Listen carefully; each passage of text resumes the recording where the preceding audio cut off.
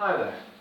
So we're on to our 6th riff lesson today, and this lesson's quite an interesting lesson. It's quite a long lesson because there are various things that we can do with this lesson. We can add some chords to it, we can do a little riff to it, and you can do a combination of both. You can play along to some chords, or you can play the chords along to the riff. The riff in mind is kind of a rock and roll sort of blues type of riff. It's quite long, but it's repetitive. So once you've got the basics down, if you keep practicing it, you will be able to play it. But it is quite tricky. And with all these lessons actually, on that point, these lessons are obviously aimed at kids, but this one in particular would be a good lesson for adult beginners as well. So please pass this around to anybody who's learning guitar. Okay, so it's a rock and roll sort of blues riff, and you hear this type of thing all the time. I mean, it goes way back to Chuck Berry and Elvis, the Rolling Stones, AC/DC. I've even heard aspects of this in songs by the likes of Ed Sheeran. It's that rock and roll sound. Okay, so now with this particular riff, we're going to play in the key of, well, we're going to play the chords G, we're going to play along to the chord C, and we're going to play along to the chord D. Now what I've done is I've done a downloadable track, or one you can play on your computer, that you can play this riff along to me playing some chords, okay, so you can get a real feel of playing along with two guitarists. Even if in these troubled times that we're in, you probably can't mix with your friends at the moment, but you can have another guitarist, which is going to be me, playing the chords in the background, and you can play along. And I'm going to put an MP3 on the website for you to get this. Okay, so anyway, let's move on. Let's try and get through this lesson. Not to talk too much, I want to get onto the playing.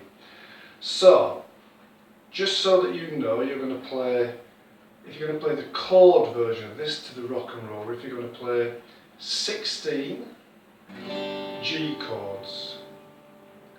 Okay, like this. 1, 2, 3, 4, 5, 6, 7, 8. 1, 2, 3, 4, 5, 6, 7, 8. And if my maths is correct, that's 16 in total. Now, just a little thing about the C chord, and again, just a little bit of theory. I'll be as quick as I can with this, but a true C major chord is this one. Okay, now I refer to it in guitar tots as a C1 chord, but that is actually a true C major chord. There's an alternative chord you can play which combines really nicely with G. Now this chord here I call C2 in guitar tots, in the guitar tots courses, but actually its proper name, just for you to remember, and just so the purists out there don't get on top of me, it's actually called C add 9. And the reason is, when we do a normal C chord, we're just playing the notes C, E and G, and then we go to another C note here and another E note. So it's actually 3 notes really, but it makes that nice chord. When we do the C2 chord, or the C add 9 chord, we're actually adding this note to it, which is the 3rd note on our B string. That's a D note, and so you get this beautiful sounding chord, and you hear that in an awful lot of songs, Taylor Swift and people like that, again Ed Sheeran, Oasis, if you can think that far back, but this is kind of the go-to chord after you've played a G.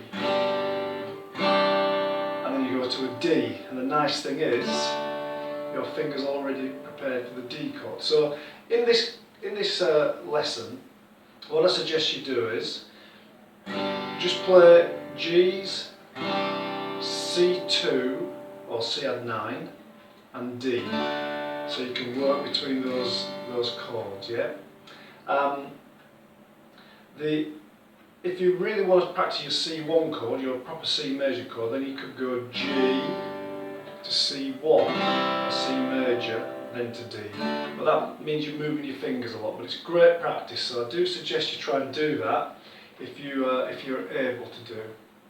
Okay, so I've put a track online with that chord sequence, and there'll be a printable sheet as well, so you can use that.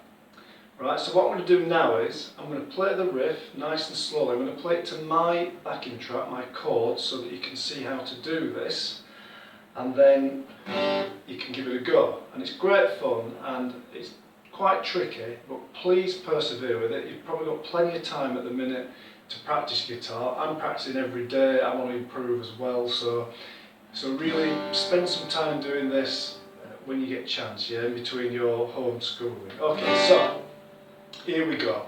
I'm going to put the backing track on, and I'm going to play the riff along to it so that you can understand what to do. Here we go. I'll reach across and put this on.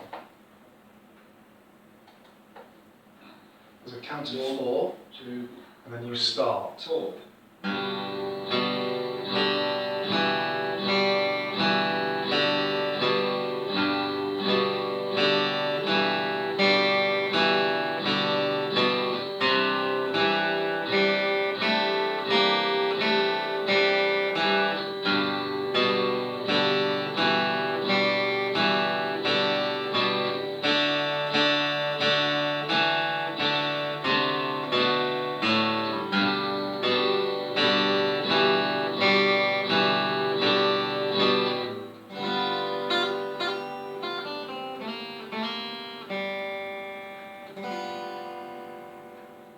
Okay, so there's a little flashy bit at the end of that. Maybe zoom in on the video. I won't put that on the sheet because it's a little bit tricky, but maybe zoom in on the video and just see what I did there. Just a little finish.